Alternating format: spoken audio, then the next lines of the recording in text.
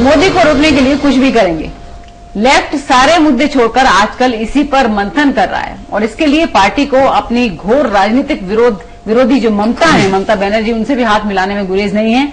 चुनाव नतीजों से ऐन पहले एबी वर्धन ने इसके एक बयान दिया और उसमें इस नए राजनीतिक समीकरण के संकेत मिल रहे हैं। मोदी वो मुद्दा बन गए हैं जिससे हर विरोधी निपटना चाहता है। पार्टियां अपने घोषणा पत्र को भुलाकर मोदी पर मंथन कर रही हैं। ऐसा लगता है कि मोदी ने सियासी दुश्मनों को एक साथ ला खड़ा किया है। वाराणसी में मोदी को रोकने के लिए एक दूसरे के कट्टर विरोधी माने जाने वाले अजय राय और मुख्तार अंसारी साथ आ गए तो अब नई दोस्ती की सुगबुगाहट पश्चिम बंगाल में हो रही है। यूं तो ममता और लेफ्ट एक दूसरे के घोर विरोधी हैं। दोनों का विरोध जगजाहिर है, पर मोदी को रोकने के लिए सारी दुश्मनी भुलाकर गले मिलने की बात हो रही है। पूरा मामला मोदी को बाहर रखने का है। मैं बीजेपी को 165 से 170 सीटों से ज्यादा नहीं दे रहा हूं। इस तरह वो 210 से ऊपर नहीं जा पा रही हैं। इसीलिए बीजेपी को बाहर रखना है और इसके लिए सारे विकल्प खुले हुए हैं, जिसमें ममता बनर्जी भी शामिल है। मोदी को रोकने के लिए राजनीतिक खिचड़ी कई जगह पक रही है, लेकिन क्या विरोधियों को मोदी वाकई जीत की दहलीज तक पहुंचते नजर आ रहे हैं? इसीलिए सियासत में एक दूसरे की दुश्मन मानी जाने वाली पार्टियां भी सब कुछ भुलाकर दोस्ती का दांव खेलने के लिए मजबूर हो रही हैं। अब दौर आ गया है जब डीएमके, अन्ना डीएमके, सपा, बसपा और वामपंथी मोर्चा और ममता अपने आपसी मतभेद भुला करके चुनाव के बाद जो व्यापक धर्मनिरपेक्ष मोर्चा है, जिसका गठन हमने 30 अक्टूबर 2013 को किया था, उसको और व्यापक बनाए। सत्ताधारी कांग्रेस भी मोदी को रोकने के लिए कभी प्लान ए लेकर सामने आती है तो कभी प्लान बी। पार्टी में कभी मोदी रोको प्लान के तहत थर्ड फ्रंट के गठजोड़ पर मंथन होता है तो कभी विपक्ष में बैठने की बात। मोदी के मुद्दे ने देश की सबसे पुरानी पार्टी को क्या सचमुच इतना असमंजस में डाल दिया है कि कोई भी मंथन कारगर साबित नहीं होता दिखाई दे रहा। समय के लिए दिनेश गौतम। पूर्णिमा जी, ये क्या है? मतलब कभी ये चर्चा हमने कभी नहीं सुनी, बल्कि यही कहा जाता था कि ये कैसे फ्रंट बन जाएगा, अगर ममता वहां होंगी तो लेफ्ट कैसे आ जाएगा, लेफ्ट और ममता साथ केसी त्यागी बात करें। त्यागी साहब ने जो बोला वो तो desperation of the biggest order, मुझे हाईएस्ट ऑर्डर लग रहा है, क्योंकि ये उनकी तरफ से शायद एक संकेत देना है वोटर्स को कि भाई हम जो बड़ा मोर्चा पोस्ट इलेक्शन बनेगा उसमें हमारी 2-4 सीटें अगर जो बिहार से आती हैं तो हम भी उस मोर्चे के पार्ट होंगे, इसलिए हमको बिल्कुल इग्नोर मत करो। शायद ये उनकी तरफ से एक मैसेज देने की बात कही गई है, क्योंकि ये काफी बड़ा इम्पॉसिबल सा सिनेरियो वो ड्रॉ कर रहे हैं कि डीएमके और एआईएडीएमके, ममता और लेफ्ट, ये सभी एक मोर्चे में आ जाएं। तो ये शायद उनकी खुद की पॉलिटिकल इंटरेस्ट है। नहीं, वर्धन साहब ने किस कॉन्टेक्स्ट में कहा वो हमने देखा नहीं है, उनका बाइट हमने सुना नहीं है, लेकिन ये बिल्कुल पॉलिटिकल डेस्परेशन जो हाईएस्ट ऑर्डर की दिख रही है। 170 तक आ सकते हैं बीजेपी के और एनडीए जाएगा 220 तक, तो ऐसे में हम जा सकते हैं, हमको कोई प्रॉब्लम नहीं ममता के साथ जाने में। लेकिन आप जो कह रही है कि ये जो इम्पॉसिबल सा लगता है, इसको लेके हम अरविंद के पास जाएंगे। अरविंद, ये इम्पॉसिबल हमें लग रहा है, हाँ, लेकिन चलिए उनसे हमारा संपर्क टूट गया। अदिति जी, आप बताइए कि इम्पॉसिबल हमें लग रहा है, इम्पॉसिबल है, लेकिन लगातार राजनेता एक बात कहते हैं कि राजनीति में सब कुछ पॉसिबल है, और ये भी कहते हैं कि राजनीति में ना कोई परमानेंट फ्रेंड होता है, ना कोई परमानेंट दुश्मन होता है। तो ऐसे में जब जनता दल की सरकार लेफ्ट और राइट दोनों से समर्थन से चल सकती है, तो इस वक्त क्या है, कोई भी इम्पॉसिबल चीज पॉसिबल हो सकती है? निश्चित रूप से। और मेरे ख्याल से ए.के. एंटनी ने जो कहा था केरल में कि अगर कोई भी हमारे साथ आना चाहता है सांप्रदायिक ताकतों को पछाड़ने में, तो हम उन सब की मदद लेने को तैयार हैं। उस समय लेफ्ट पार्टियों ने उसका भारी खंडन किया था, जोर शोर से खंडन किया था और कहा था कि ये लोगों को एक भुलावे में डालने की कोशिश है। लेकिन मेरे ख्याल से वो समय अब आ गया है। जी, क्या इनको ये फिक्र नहीं है कि इनके अपने स्टेट की वजह से इनका वजूद है और वहां उनका जो घनघोर दुश्मन है उसकी मुखालफत करके ही असल में वो सत्ता में आए हैं? ये ममता पर भी लागू होता है। उधर खैर तो हम देखते ही हैं लेफ्ट और कांग्रेस आपस में आमने सामने होते हैं। ये फिर भी विभाकर साहब ये बातें क्यों कही जा रही? देखिए, मेरे ख्याल से जहां जैसे अभी अदिति जी ने बोला, सबसे पहले आवाज आई केरल से, जहां पे बीजेपी का कोई वजूद नहीं है आज तक, कम से कम हम लोग की नजर में उनका कोई वजूद नहीं है। दूसरी आवाज वर्धन साहब देते हैं, तृणमूल कांग्रेस के साथ भी हाथ मिलाने की बात करते हैं। बंगाल में भी अभी तक जहां तक हम लोग जानते हैं कि पिछली दफा अगर उनके पास सीटें आई थी वो तृणमूल बीजेपी की, तृणमूल के साथ जब वो मिलकर चुनाव लड़े थे तो उनके पास सीटें आई थी। पिछली बार ऑफकोर्स दार्जिलिंग से जसवंत सिंह साहब जीते थे, लेकिन उनका वहां भी कोई वजूद नहीं है। अब ये त्यागी साहब कहते हैं कि जी डीएमके और एआईडीएमके भी मिल जाए। तमिलनाडु में भी मैं नहीं जानता कि कभी बीजेपी का कोई वजूद है जब तक कि वो एआईएडीएमके के साथ या डीएमके के साथ नहीं लड़े हैं। तो ये बताता है कहीं ना कहीं कि कुछ जमीन पर हो रहा है और हर जगह हर पार्टी की अपनी जो धरातल जो है वो जमीन अपनी खिसकते हुए दिखते हुए उनको नजर आ रहा है। और ये डेस्परेशन निश्चित तौर से है कहीं ना कहीं पे, उसमें इनके रोड़े अटकाने का काम राहुल जी कर दिए।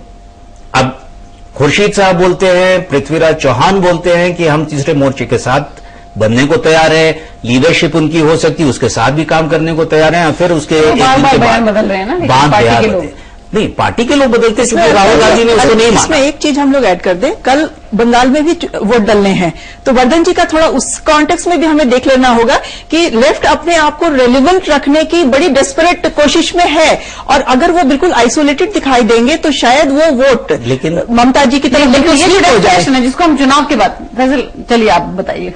आप पूछ लीजिए। नहीं, मैं वापस एक बार, क्योंकि कनेक्शन कट ना जाए इसीलिए हम अरविंद से तब बात नहीं कर पाए थे, तो एक बार वहां से बात करें फिर लौटते हैं आपके पास। अरविंद, ये बात हो रही है कि चुनाव के बाद अब इस तरह के सिग्नल, केसी त्यागी कह रहे हैं कि नहीं, मोदी को रोकने के लिए सबको साथ आ जाना चाहिए, लेफ्ट को और जो है तृणमूल कांग्रेस को भी साथ आ जाना चाहिए। ये जो डेस्परेशन एक हो रहा है कि स्टॉप मोदी, मोदी को किसी भी तरह करके रोकना, इस डेस्परेशन में जो फेंस सिटर्स पार्टीज हैं, आपको लगता है कि इस वक्त वो मंथन में जरूर शामिल होंगे कि मोदी रोको और साथ आ सकते हैं, लेकिन चुनाव नतीजों के बाद इन्हीं में से कई पार्टियां मोदी अगर जीतते हैं तो साथ में भी आ जाएंगी मोदी के? देखिए, तीन बड़े सच दिख रहे हैं। पहला सच ये है कि मुझे 20 साल में याद नहीं पड़ रहा है कि किसी एक व्यक्ति ने हिंदुस्तान के इलेक्शन को इस तरह प्रभावित किया है जिस तरह नरेंद्र मोदी ने किया है। दूसरा सच यह है कि पहली बार ऐसा दिख रहा है कि बीजेपी की प्रेजेंस सिर्फ मोदी की वजह से तमिलनाडु में क्रिएट हो जाती है। वो एक्स्ट्रा ऑर्डिनरी कैंपेनिंग करते हैं वेस्ट बंगाल में।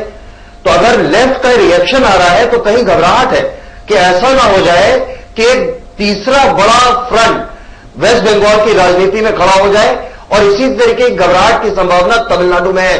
वो हो सकता है आज ये बड़ी संभावना ना हो, लेकिन इस संभावना की शुरुआत हो चुकी है और उसी को वो बिल्कुल निपिंग इन द बड वाली कोशिश शायद दिखाई पड़ रही है। लेकिन फैसल और तीसरा सच ये है कि बिल्कुल निश्चित तौर पर कहीं ना कहीं बहुत सारी ये जो छोटी पार्टियां हैं ऑलरेडी नेगोशिएशन में है बीजेपी के साथ, शायद उसको भी काउंटर करने की कोशिश है। पोस्ट पोल अलायंस की संभावनाएं है और कुछ अलायंस ऑलरेडी बनता हुआ दिख रहा है।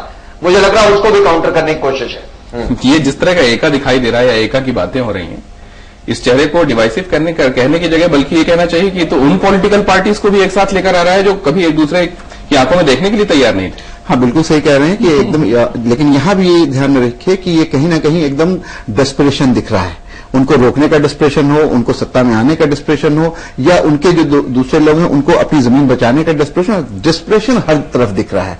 लेकिन यहां ये बात एकदम याद रखिए कि ये इम्पॉसिबल नहीं है कि सब एक साथ आ जाएं। अगर सपा और बसपा एक साथ आ सकती है तो डीएमके और एआईडीएमके भी एक साथ आ सकती है। संभव नहीं है। सपा और बसपा ने मिलकर के यूपीए सरकार को सपोर्ट किया था, तो नहीं बिल्कुल किया।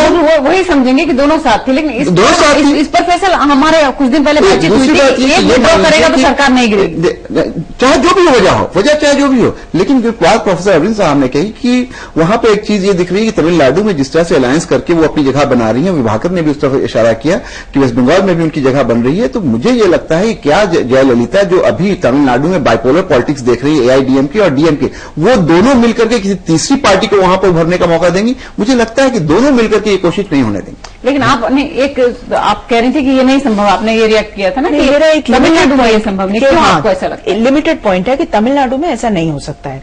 कारण इसके बहुत सारे हैं। एक तो दोनों पार्टीज एडीएमके और डीएमके दोनों का स्ट्रक्चर दूसरा है। हमारे इधर समाजवादी पार्टी और बीएसपी की तरह नहीं है।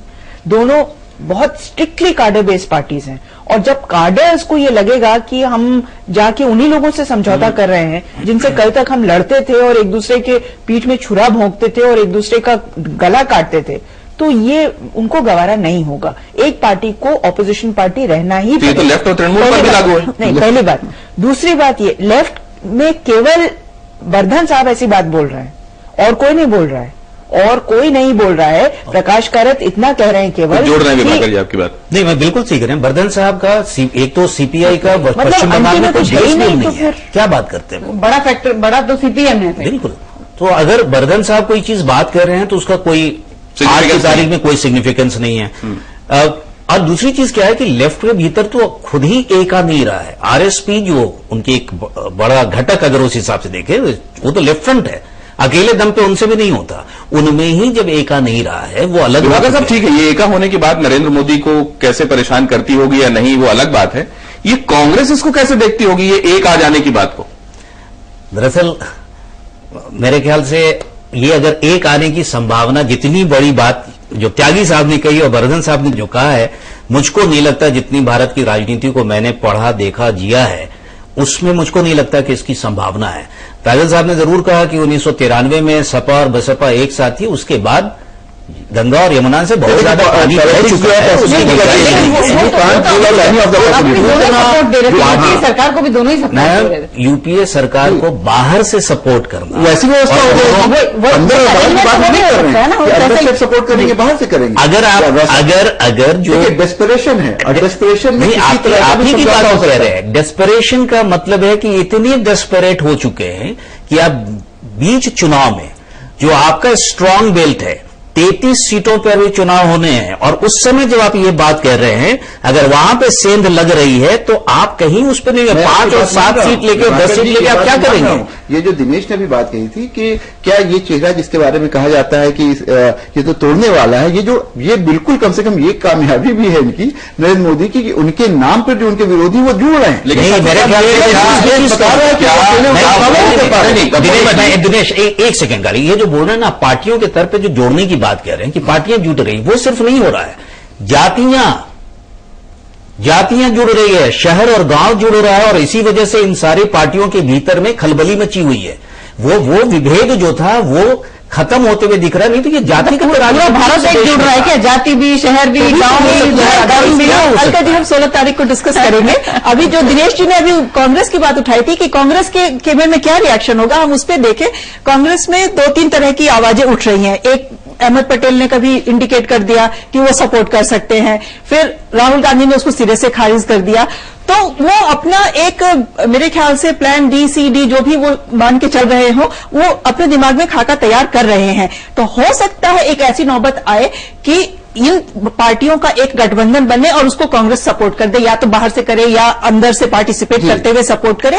और अगर उस तरह के सिनारियों की संभावना है तो वो इस बार बहुत स्ट्रांग संभावना है। वैसे आप जो कह रहे थे कि बाहर से भी सपोर्ट दे सकते हैं, कोई भी ग्रुप बने, अब मतलब नतीजों के बाद सब उसको इस तरह से पढ़ेंगे। बाकी जो मोदी वर्सेस रेस्ट तो हो ही गया, कि जो रेस्ट है वो देखें किसके कितनी सीटें आ रही हैं, और उन सब में आपस में जोड़ के कौन सा अरेंजमेंट पॉसिबल है, अंदर से रहकर, बाहर से सपोर्ट करके, और उस पर काम होगा। शायद ये बात सोच के कांग्रेस भी खुश है, बिल्कुल खुश है। जाहिर सी बात है कि सबसे बड़ा अगर लूजर कोई हो रहा है जो वो बरसर इख्तियार जो पार्टी है, जो पार्टी इन पावर है, वो हो रही है कि 10 साल की जो सत्ता है वो उनके हाथ से निकल रही है। अगर छूटती नहीं सत्ता की कुछ भी चीज वो पकड़ पाते हैं, चाहे जिस जरिए से पकड़ लें, तो वो तो उनकी कोशिश होगी। वो भी डेस्परेट है, इसमें कोई दो राय नहीं। कांग्रेस के लिए एक अच्छी बात यह है कि अगर मोदी आ गया तो शायद 10, 12, 20 साल तक बिल्कुल बाहर हो जाएगी। ये रीजनल छत्रप्स कहलाते हैं, जिनका वजूद अपने क्षेत्र की सियासत की वजह से, और वहां ये जिसके खिलाफ कट्टर दिखकर लोगों को पोलराइज करते हैं, अपनी तरफ लाते हैं और वोट लेते हैं, कि अगर उससे केंद्र में हाथ मिलाते हुए सरकार बनाते हुए दिखेंगे तो वहां जहां इनकी जड़ें हैं, क्या यहां बचे रहेंगे? आपसे जानेंगे। लेकिन मोदी को रोकने के लिए ममता और लेफ्ट क्या साथ आ सकते हैं? जनता का जवाब मुझे नहीं लगता ये मिल सकते हैं, बिकॉज अगर ममता बनर्जी मिलेंगे लेफ्ट से, then she will be in deep trouble in West Bengal. Left के साथ तो कभी नहीं मिलेंगे। अब उनका अपना मत है, अब कुछ भी करें, लेकिन लेफ्ट के साथ मिलेंगे तो कोई चांस नहीं है। नहीं, कोई इम्कान नहीं है, कोई ऐसा पॉसिबिलिटी नजर नहीं आता है। मिल सकती है, हो सकता है, 99% हो सकता है। ये पॉलिटिक्स है, कुछ भी हो सकता है, ये इंडिया है। ठीक है, आ सकते हैं। ममता जी का तो राजनीति का इतिहास रहा है। ममता खिलाफ भले हैं, पर अंदर से नरेंद्र मोदी के साथ है। तो अभी ब्रेक में यहाँ ये चर्चा हो रही थी कि कौन साथ आ सकता है और कौन साथ नहीं आ सकता। अभी हम अरविंद से बातचीत शुरू करते हैं।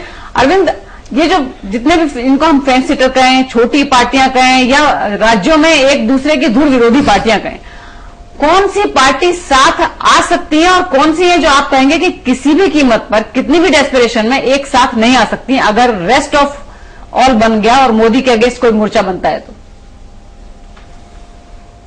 देखिए, पहला सच तो यह है कि किसी ने अभी तक जिनकी बात कही जा रही किसी ने इंडिकेट नहीं किया कि साथ आ रहे हैं। मेरा मानना है कि लेफ्ट और ममता बिल्कुल साथ नहीं आ सकते, एआईडीएमके डीएमके बिल्कुल साथ नहीं आ सकते, और सिर्फ जैसा अभी था जहां सरकार गिर नहीं रही थी ऐसी स्थिति छोड़ करके सपा बसपा भी साथ नहीं आ सकते।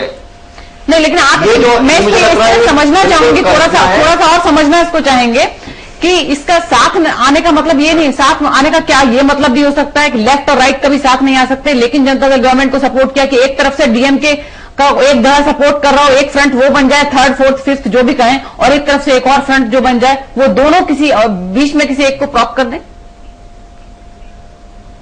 देखिए, बीच में प्रॉप कर, देखिए अगर कोई धड़ा बनेगा तो वो कांग्रेस इन सेंटर के अलावा कोई तीसरी संभावना तो है ही नहीं।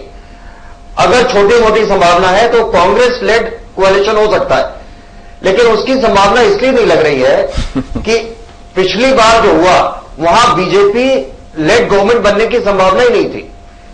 यहां पर बीजेपी सबसे बड़ी पार्टी इमर्ज होगी, एनडीए बिल्कुल संभावना जो दिख रही है बिल्कुल 272 के आसपास होगा, संभवतः 30 सीट शॉर्ट होगा। ऐसी स्थिति में पार्टीज को एक फ्यूचर दिख रहा होगा। जहां कोई दूसरा फ्यूचर ही नहीं दिखेगा वहां ये एक्सेप्शनल सर्कमस्टांसेस क्रिएट होते हैं, वैसी संभावना बिल्कुल नहीं दिख रही। मुझे बिल्कुल नहीं लग रहा, लगभग अगर ये होता है तो इंटरेस्टिंग ये, और साल में बहुत इंटरेस्टिंग और यहाँ विभाकर साहब अभी जब हम ये रिपोर्ट दिखा रहे थे और जनता से बातचीत दिखा रहे थे, फैसल साहब ने कहा देखिए राजनीति संभावनाओं का खेल है, कुछ भी मुमकिन है।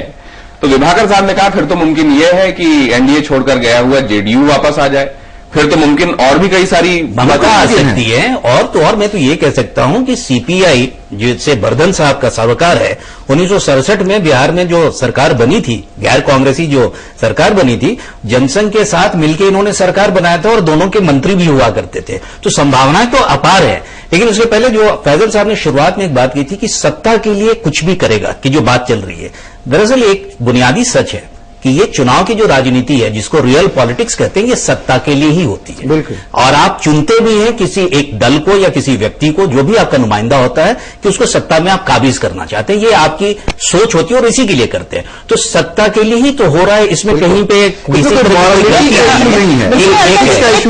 चीज हमें ये ध्यान देना होगा कि हम ये क्यों मान के चल रहे हैं कि जितने लोग कांग्रेस से दुखी हैं वो lock stock and barrel BJP में जा रहे हैं वोट डालने। हम इस चीज को क्यों भूल रहे हैं कि लोग बीजेपी और कांग्रेस के ऑल्टरनेटिव भी चाहते हैं और ऐसे लोगों की संख्या कम नहीं है। तो अगर वो ऑल्टरनेटिव इन दोनों से बड़ा दिखाई देता है तो अगर कांग्रेस उसको सपोर्ट कर देती है तो उसमें कहीं पे कोई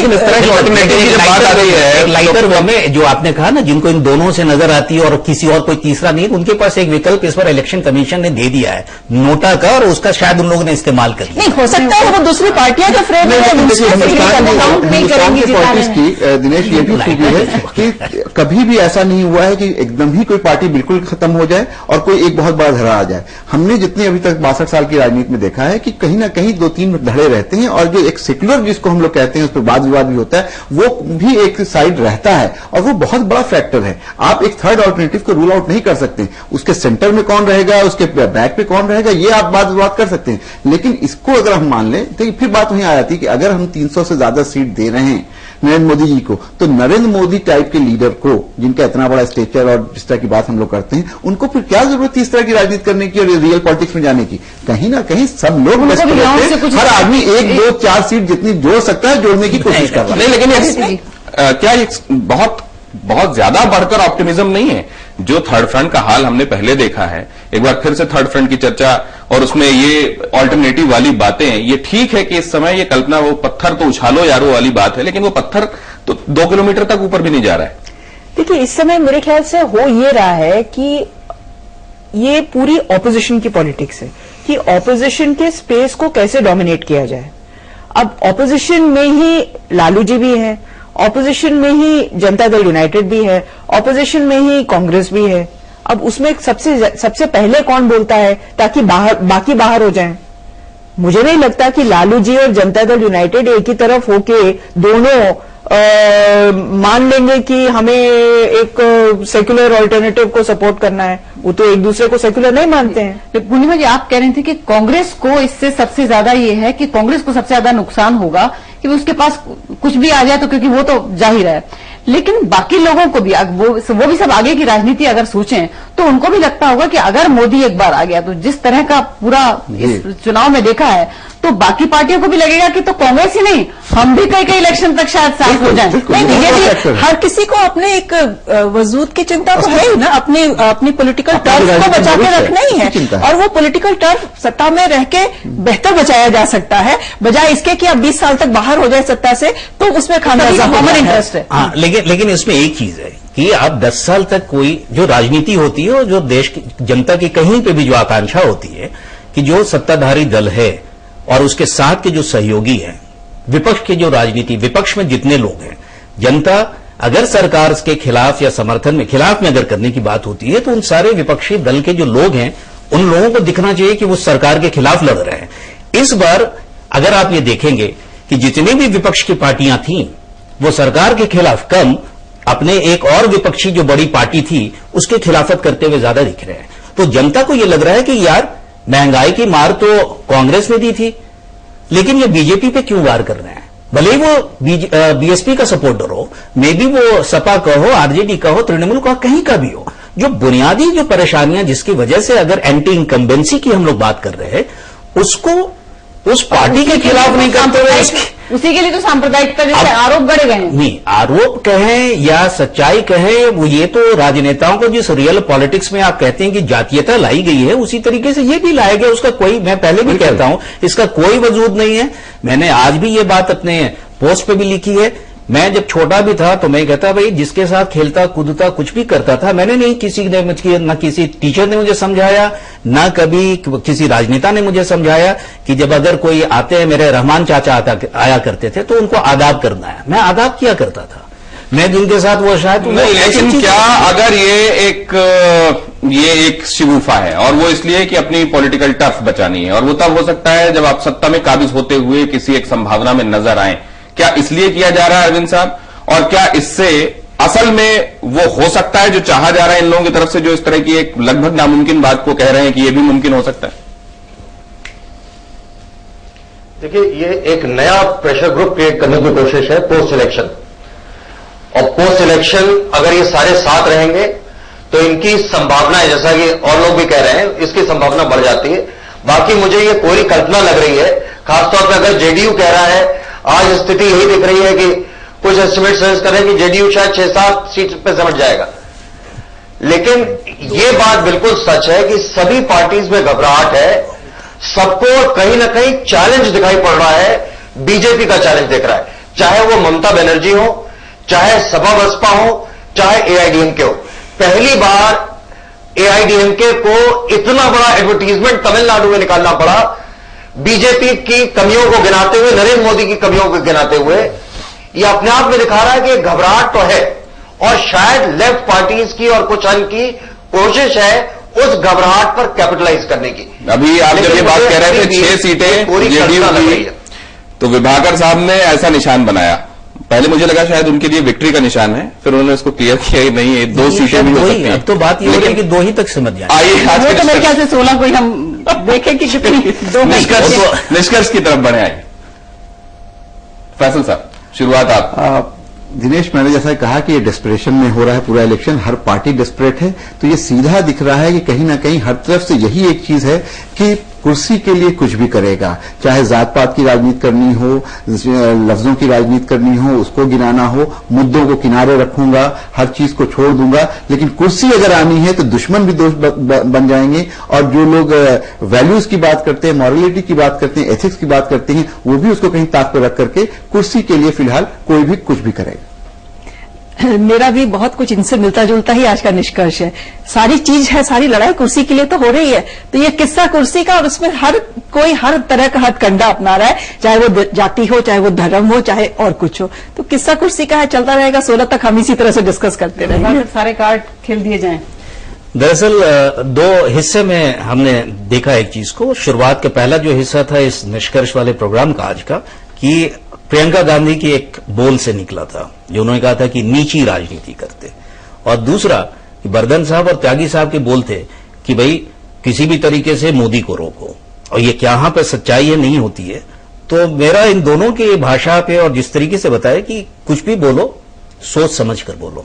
अदिति जी, मेरे ख्याल से एक हर चुनाव का एक लोएस्ट कॉमन मल्टीपल होता है, और वो लोएस्ट कॉमन मल्टीपल होता है सत्ता, और सत्ता पर पहुंचने के लिए आप बहुत कुछ करने को तैयार होते हैं, और सत्ता प्रकारांतर से उतनी ही विपक्ष की सत्ता होती है जितनी सत्ताधारी पार्टी की होती है। कुल मिला के बहुत ज्यादा इसमें जोर डालने की जरूरत नहीं है, लेकिन सवाल यह है कि आपको साधु से उसकी जात नहीं पूछनी चाहिए, लेकिन यहां पर साधु से केवल उसकी जात पूछ रही है। जाति ही पूछो साधु की। अरविंद साहब, देखिए रियल पॉलिटिक्स है, और इसमें इलेक्शन पूरा इस बात पर हार जीत होगी इसमें कि कौन जनता के साथ कितना कनेक्ट कर पाता है। और हिंदुस्तान का अनफॉर्चुनेट सच है, जाति सबसे बड़ा प्रेशर ग्रुप है, सब इसके साथ कनेक्ट करने की कोशिश कर रहे हैं। अनफॉर्चुनेट है लेकिन सच है। रियल पॉलिटिक्स, इस रियल पॉलिटिक्स की रियलिटी ये है कि ये रियल इश्यूज से कहीं कोसों दूर खड़ी हुई दिखाई दे रही है, और जिस नीति से राज हासिल होता हुआ दिखाई दे रहा है, बस वही राज है इस बार की राजनीति का। बहुत धन्यवाद हमारे साथ मेहमानों का चर्चा में जुड़ने के लिए, और आज निष्कर्ष में इतना ही।